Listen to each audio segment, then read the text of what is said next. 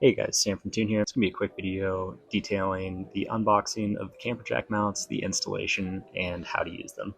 Starting off, the first thing you're going to need as far as tools go, it's going to be a 9/16 inch wrench, a 9/16 socket, a T40 socket, a 7/16 socket, a 3/4 socket, a 5mm Allen key, a torque wrench, a ratchet, or drill, and a tape measure. Now when unpacking the product, you will find all 4 jacks in one crate, and then the jack mounts will be in the box. First thing you're going to want to pull out is the front mounting plates. These are going to be the long ones. And I like to start by dumping out the hardware, all of the M8x10s and then hammer nuts, and I will install those on the front mounting plates, just loosely threading on the hammer nuts so that way it is easy to install. Now moving to the installation, these are going to be lined up flush with the base bracket corner there, and you're going to want to have the threaded inserts. There's 2 of them on the bottom, and to finish that off with the front plates, you're going to want to torque all of those bolts down to 12 foot-pounds. You want to make sure that the hammer nuts are fully engaged, meaning that they are turned fully sideways inside that T-track. Moving on to the rear back plates, you're going to want to measure 1.5 inches above the base bracket corners. Same thing, get those hammer nuts engaged and then torque them down to 12 foot-pounds there as well. If you do have a propane tank mount, you will have to remove this in order to get the camper jack mounts on, but they do work together. So once you get the rear mounting plates on, you can mount your tank mount back. Now for attaching the camper jacks to the mounts themselves, there are 2 of each side, so you'll want to make sure that you have them oriented the right way.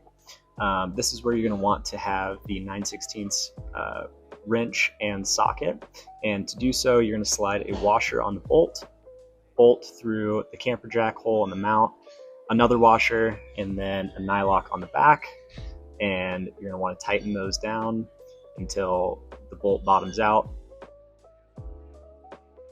Now once you have the jacks attached to the mounts, you can use the 7/16 inch socket that comes with the jacks, and using a drill you can raise them up to meet the mounting plates. I like to raise them high enough to where it aligns with the threaded insert on the mounts, and at that point you can undo the thumb screws from the mounts and attach them into the plates.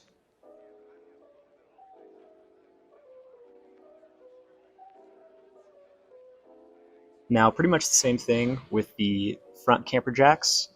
You want to raise it up high enough to where it interfaces with the mount, and this one will have 2 thumb screws, so you'll just undo those and screw them into the threaded inserts.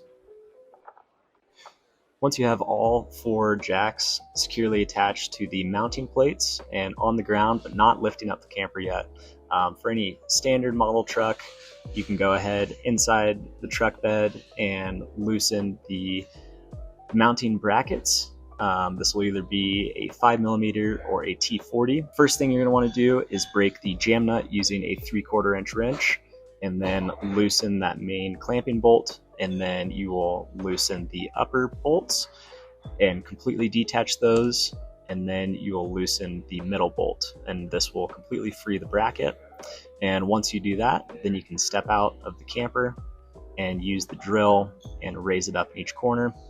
For the Toyota models, you will use a 9/16 inch wrench, and you'll just detach all 6 of the mounting bolts from the Toyota blocks that are inserted in the rails.